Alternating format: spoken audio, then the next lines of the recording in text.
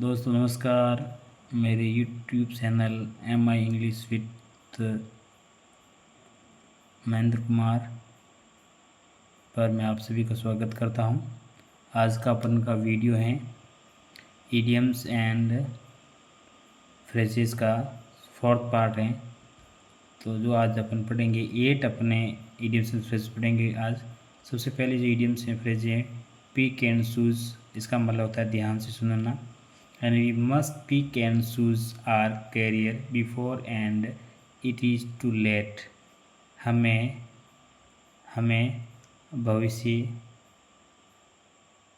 समय रहते सावधानी से सुनना चाहिए, इसका मतलब होता है यानी कि जो भी अपन अपना फ्यूचर बनाते हैं वो समय रहते सावधानी से सुनना चाहिए। तो इसका मतलब होता है पिक एंड चूज़ का मतलब होता है ध्यान रखना।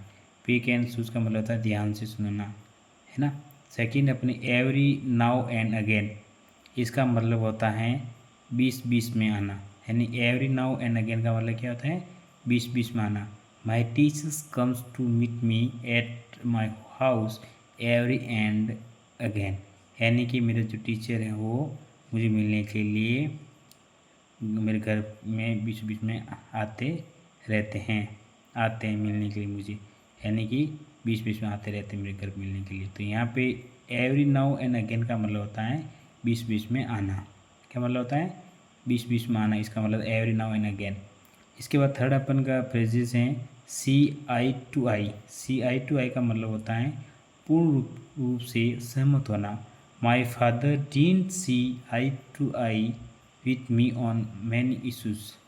मेरे पिताजी हैं मेरे कई इशू पर असहमत रहते हैं मेरे पिताजी, मेरे जो भी इशू उनसे तो पूर्ण रूप से असहमत रहते हैं, इसका मतलब होता है सी आई टू आई। फिर है फेस टू फेस, इसका मतलब होता है आमने सामने। I have had a face to face talk to my enemy. मैं अपने दुश्मनों से फेस टू फेस बात की है यानी मेरे जो भी दुश्मन है मैंने उनसे आमने सामने बात मैंने की है, यानी इसका मतलब था face to face. Fair and square यानी शुद्ध एंड उचित। Let's all our actions be fair and square. हमारे सभी जो आचरण है वो उचित और शुद्ध होने चाहिए, इसका मतलब था fair and square.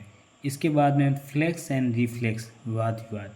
There was great flex and reflex in the drawing rooms, यानी कि बैठक में वाद विवाद होता रहता है।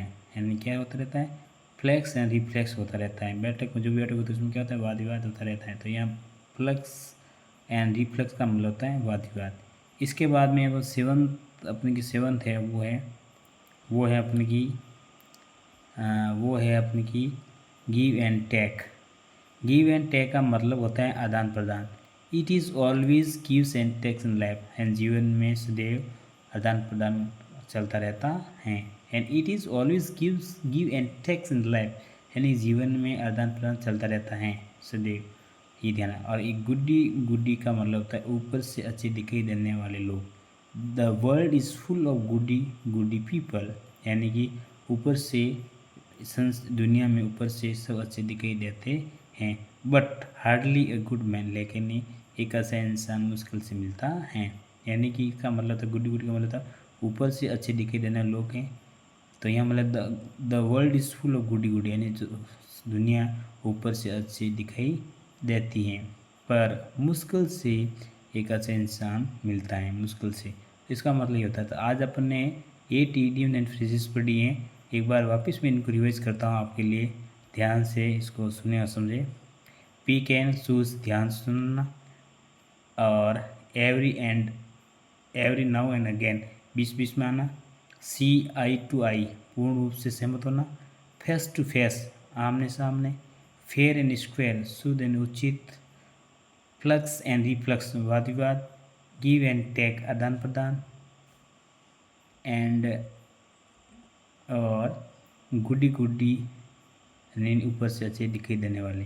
दोस्तों आज अपने 8 इडियम फ्रेजेस पढ़ी है, इसको ध्यान से देखो और इसको समझो।